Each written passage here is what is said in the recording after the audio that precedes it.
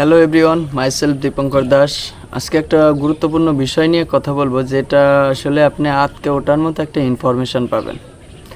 বাংলাদেশের প্রেক্ষাপটে যদি দেখতে পান, শিক্ষা ব্যবস্থা অতীব গুরুত্বপূর্ণ। শিক্ষা যেমন জাতির মেরুদণ্ড, তেমন কারাদণ্ড। আমাদের বাংলাদেশের শিক্ষা ব্যবস্থা মেরুদণ্ড নয়, কারাদণ্ড।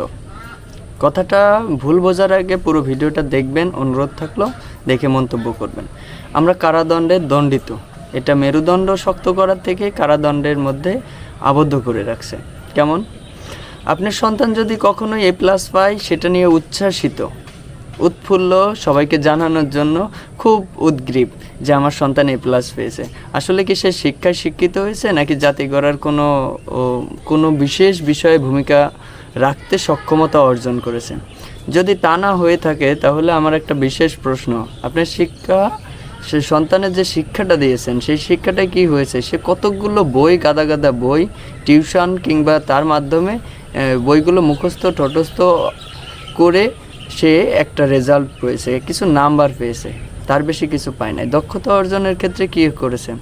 ধরেন একটা অনার্স মাস্টার্স পড়ো ছেলে, CGPA 4/4 3.50 পেল।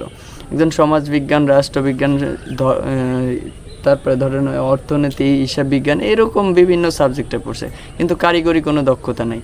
আমাদের দেশের এই সব কারাদণ্ডভুক্ত সন্তানগুলো কি করে?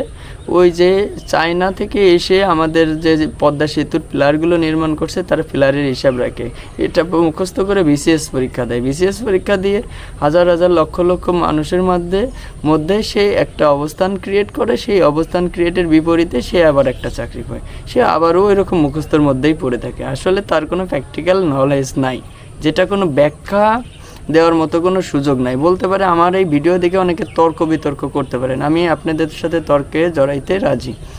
কারণ আপনার দ্বারা কি হতে পারে? আপনি তো কোনো কারিগরি দক্ষতা অর্জন করেন নাই। আমাদের দেশে কোনো স্যাটেলাইট কিংবা রকেট সায়েন্স এরকম কিছু শিক্ষা দেওয়া হয় না, যেখানে কোনো কারিগরি দক্ষতা বা বিশেষ কোনো কিছু উন্নয়নমূলক বা তার প্রশিক্ষণের মাধ্যমে তার থেকে কোনো উদ্ভাবনী শক্তি অর্জন করা হয়। শুধু A+, আর ওই যে কী বলে, রবীন্দ্রনাথ ঠাকুর কী করছে, নজরুল কী করছে, জসীমউদ্দিন কী করছে, জন্ম কোথায়, বাপদাদার বাড়ি কোথায়, আর তারপরে মোবাইল ফোন চালাচ্ছেন, এই মোবাইল ফোনের নির্মাতাকে কোন কোম্পানি কে বানাইছে, তার বাপদাদার 14 গোষ্ঠী পড়া নিয়ে ব্যস্ত। আসলে একটা মোবাইল ফোনও তৈরি করার সক্ষমতা এরা রাখে না। তো আমাদের এই শিক্ষা নামক মেরুদণ্ডের জায়গায় যে কারাদণ্ড হচ্ছে, আমার মতে এখান থেকে বের হয়ে আসা উচিত। 3টা শ্রেণীতে ছাত্রদেরকে বিভক্ত করা উচিত। একটা হচ্ছে কারিগরি শিক্ষা, দ্বিতীয়টা হচ্ছে শ্রমিক টাইপের, তৃতীয়টা হচ্ছে উচ্চ লেভেলের। এখন বলতে পারেন যে আপনি ডিসাইড করে দিতে পারেন কে কোন শ্রেণীতে যাবে। হ্যাঁ, অবশ্যই ডিসাইড করে দেওয়া যেতে পারে। ঘুষে মাঝে বা টাকার জোরে আপনি সন্তানকে বিভিন্ন উচ্চ শিক্ষায় শিক্ষিত করার জন্য চেষ্টা করছেন। আপনি জানেন আপনার ছেলে কি চায়, আপনার সন্তান কি চায়, সে যেটাতে ভালো পছন্দ করে সেটার মধ্যে তাকে লাগিয়ে দিন। যদি দেখা যায় যে একটা শ্রেণীতে 100 জন স্টুডেন্ট আছে, আপনি 3টা শ্রেণীতে বিভক্ত করেন। কিছু সংখ্যক শিক্ষার্থীকে কারিগরি শিক্ষায় দক্ষতা অর্জনে লাগিয়ে দিন। এই শিক্ষার্থীকে SSC ইন্টার পর্যন্ত পড়ার পরে তাদেরকে বিদেশ পাঠিয়ে দেন, রেমিটেন্স আসবে, দেশের উন্নয়ন ঘটবে। এবং কিছু শিক্ষার্থীদের গবেষণামূলক ডাক্তার, ইঞ্জিনিয়ার বা বুয়েট এরকম প্রতিষ্ঠানে পড়ার সুযোগ করার ব্যবস্থা থাকলে তাদেরকে সেখানে পাঠিয়ে দিন। এই শিক্ষা নামক ব্যবস্থার মাধ্যমে মেরুদণ্ড তৈরি করবার জায়গায় কারাদণ্ডভুক্ত আর করার দরকার নেই। সেই সন্তানটা জানে যে, মনে করেন যে মিডিল ক্লাস ছেলে, middle class family, middle class অর্থনীতি, না পারে ঘুষ দিয়ে চাকরি নিতে, না পারে মেরিটে আগাইতে, না পারে নিচের দিকে যাইতে, না পারে উজানে যাইতে, কোনো দিকেই পারে না, দোধারী তলোয়ার। অর্থাৎ তার জীবনটাই এমন একটা পর্যায়ে এসে দাঁড়ায়, সে এদিকেও মুভমেন্ট করতে পারে না, ওদিকেও মুভমেন্ট করতে পারে না। ওয়ান টাইম ইনজেকশনের মতো, একবার পুশ করলে আর বের হয় না। অর্থাৎ আমাদের সমাজ এবং পরিবার, বাংলাদেশের শিক্ষা সিস্টেমে যা আছে, সেই জায়গাটাতে এই ধরনের স্টুডেন্টকে পুশ করে দেওয়া হয়, কিন্তু সে আর বের হতে পারে না। হয় সে কোনো দাসত্ব করবে, NGO, ব্যাংক, বিমা, NGO, বিভিন্ন কর্পোরেট, মার্কেটিং, এই এটসেট্রা।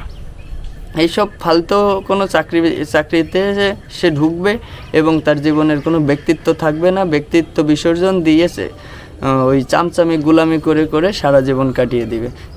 এইরকম শিক্ষা নামক জেলখানা থেকে বের হয়ে আসা উচিত। আমাদের শিক্ষা ব্যবস্থার কারিগরি শিক্ষায় উন্নয়ন করা উচিত। আমাদের ওই পদ্মা সেতুর পিলার কটা এটা মুখস্থ করা থেকে পদ্মা সেতুর পিলারটা কীভাবে বসানো যায় সে বিষয়ে শিক্ষা নেওয়া জরুরি। কিভাবে আমরা করতে পারি? বহির্বিশ্বের শ্রমিক এনে কেন করতে হবে? বাংলাদেশের প্রায় 20 কোটি বা তদূর্ধ্ব জনসংখ্যার বসবাস। আমাদের কি মেধার কমতি আছে? কমতি নেই। বিদেশিরা অনেকটা চালাকি করে আমাদের দেশে স্কলারশিপ দিয়ে তারা আমাদের মেধাটাকে কিনে নিয়ে যায়। কেন আমরা সেই মেধাটাকে ইউটিলাইজ করার মতো সুযোগ করতে পারি না? এই মেরুদণ্ড সোজা করার নামে কারাদণ্ড না দিয়ে। তো আমার এই ভিডিওটা সর্বশেষ পর্যন্ত যারা দেখছেন তাদেরকে অসংখ্য ধন্যবাদ। আমার ইউটিউব চ্যানেল থেকে দেখলে সাবস্ক্রাইব করবেন এবং ফেসবুক থেকে দেখলে ফলো করে দিবেন। আর আপনার মূল্যবান বক্তব্য বা মন্তব্য কমেন্ট বক্সে জানিয়ে যাবেন। ধন্যবাদ।